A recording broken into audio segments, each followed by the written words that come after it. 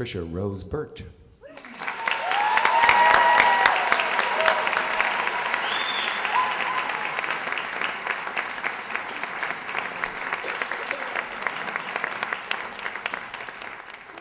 Where I grew up in the South, there was a right way to do things and a wrong way to do things.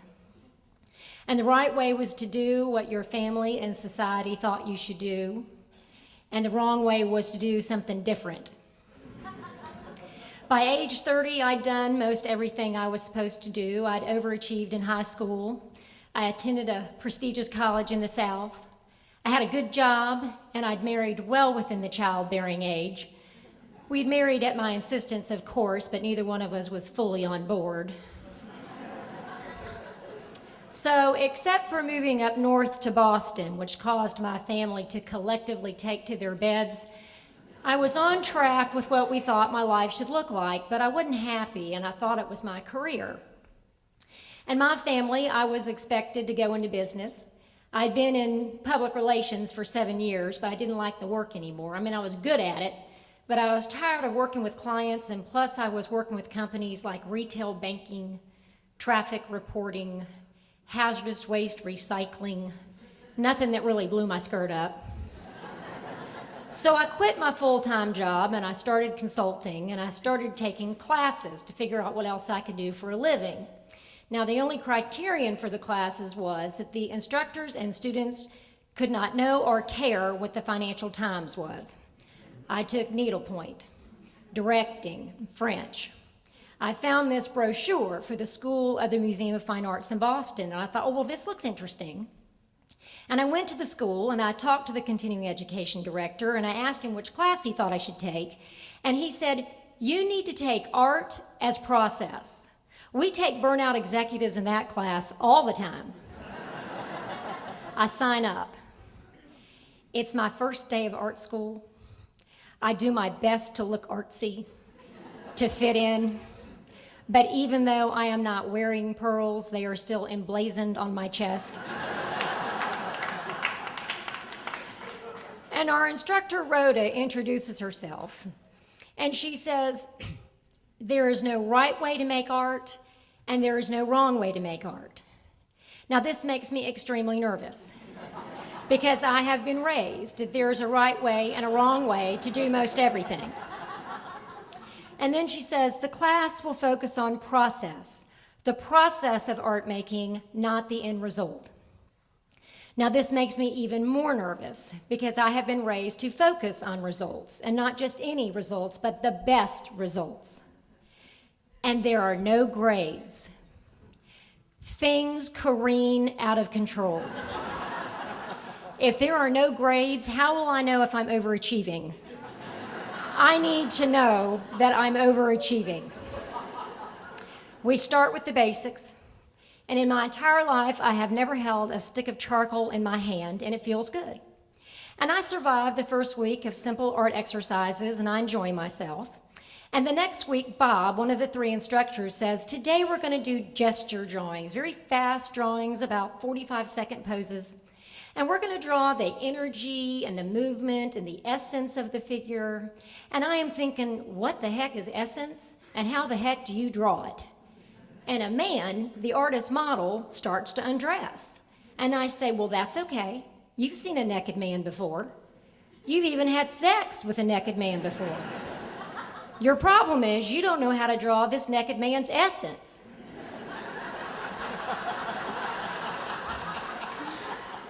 And everybody else apparently does know how to draw his essence. As they're all busily getting out their easels and knowingly getting out sheets of paper and charcoal and other drawing mediums with which they excel. And I'm just standing there like the proverbial deer in headlights. And I begin to watch and imitate because I am clueless but competitive. And so I asked Judy, who is standing next to me and also a mature student, I say, Judy, what are these supposed to look like? Because of course I think there's only one right way to do this, and we're all going to draw the same image. And she looks at me bewildered and says, they're all going to look different. I'm paralyzed. What is mine supposed to look like? Can't I just do a slide presentation for your board of directors? Maybe conduct a communications audit? Assess your customer service capabilities? These are things I know how to do, things in which I excel, and I like to excel, and there is no way I'm going to excel drawing this naked man's essence. And I'm about to cry, and then the competitive side of me kicks in and says, well, just snap out of it, you big wimp, and do something. So I start making these hopeless stick figures every 45 seconds, because that's how fast the poses are, every 45 seconds. And every 45 seconds, I feel like a total failure, which is a lot of times in 1 hour. It's 80. And the shame is enormous, and I'm mortified at how inept I am, and I'm like beating myself up for ever trying anything different, for even attempting anything new, and I'm in literal physical pain. I am so far out of my comfort level, I mean I actually hurt. And I'm about to cry again, and that's when Bob comes over and shows me what amazing teachers can do. I don't even know what he says. All I know is he talks me off the ledge and breaks the vice grip that has a hold of me, and I start to draw. At the end of class, Bob picks one of my gesture drawings to put up on the wall with a bunch of other student drawings so we can discuss them. No one laughs at me or my drawing. It actually holds its own. I have drawn a naked man, and I feel like I can do anything. But things at home start to get a little tricky. My husband is an art director, one of the reasons why I married him. I loved being with somebody artsy. He seemed so exotic and interesting. He was the creative one, and I was the business one. But when I started going to art school, all the roles were off, the balance of power completely out of sync. So class continues for the next 6 weeks, and it's an emotional roller coaster. I mean, my thinking is shifting and breaking apart, and I cry every day. And my final assignment is a wall installation, which is a term I didn't even know existed 6 weeks before. And it includes these 3 wall sculptures, these sculptures made out of the New York Times business sections and the Wall Street Journal, all painted black. And they're bound in these really tight boxes. And each piece gets progressively more undone until the final piece explodes. And Bob, the instructor that talked me off the ledge, sees it, and he says, Tricia, you know, you really ought to apply to the museum school. Well, this thought had never occurred to me before. I mean, in the back of my mind, I'm going to end up in business school, that this is a once-in-a-lifetime event till I go back to my normal life. And I'm highly suspicious, and then it occurs to me what's happening. He's hitting on me. I have no artistic talent at all. He's just flattering me until he can get lucky. And this theory sticks until I find out he's been in a committed relationship for the past 18 years with his boyfriend. So then I start thinking of other reasons why they may want me to apply. Maybe they think I have a lot of money and I'll be a big donor because I was working at Harvard Business School at the time, or maybe they think I know people who will be big donors. And so while I'm using all of my creative energy trying to imagine why I'm not creative, Charles, one of the instructors, comes up to me and says, Tricia, you really ought to apply to the museum school. I mean, you know you're an artist. You're one of us. Panic begins to set in, and I enroll in art school as a part-time student, but I'm still consulting. And I'm both excited and traumatized because for the first time in my life, I am not following the rules. And I say to my dear friend Sarah, who's also a Southerner, I say, Sarah, I am so afraid of being different than everybody else. And she says, oh, Tricia, I'm so afraid of being just like everybody else. And my marriage begins to explode. And part of the reason is I'm not supposed to excel beyond men, definitely not beyond my husband, but I had places I wanted to go, and he just wasn't moving fast enough. I kept pushing him to move faster so I could move forward. And one day he just says to me, Tricia, you just want me to go places I don't want to go. At art school, since we don't have grades, we have review boards. And at the end of each semester, we put up all the work we've done, and 2 instructors and several students review the work, give us feedback, and guide us in our creative path.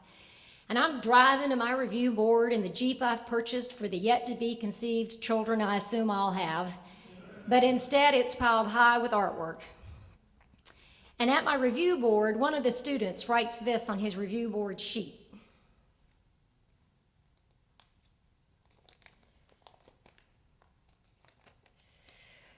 "You seem to be a little frantic." Very perceptive. "It has something to do with control. It's okay to let go. You're expecting this to be black or white, but the process won't allow that. You've got to let go." I'm not sure if he's talking about my artwork or my marriage.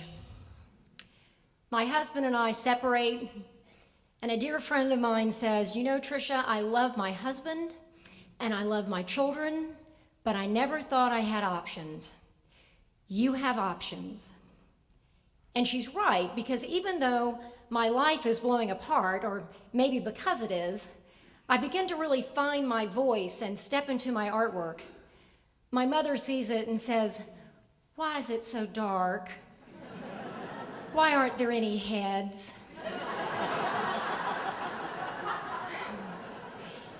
It's getting harder and harder to do my consulting work, and even though I'm getting paid a fire hose of cash, I know that if I do this work for much longer, I'm gonna die. Slowly, but I'm gonna die. And I realize I'm not just in the wrong job or the wrong marriage, I'm in the wrong life. I don't want to do what other people want me to do or think I should do anymore. All I want is to make art. I'm an artist. And the week we separate, they tear down my family home of 25 years and my Jeep gets stolen. I have this keychain with 3 keys on it, one to the house I don't live in anymore, one to my family home that's been torn down, and one to my Jeep that's been stolen. God is banging on my hood. So I toss the keys, head to art school, and join my tribe.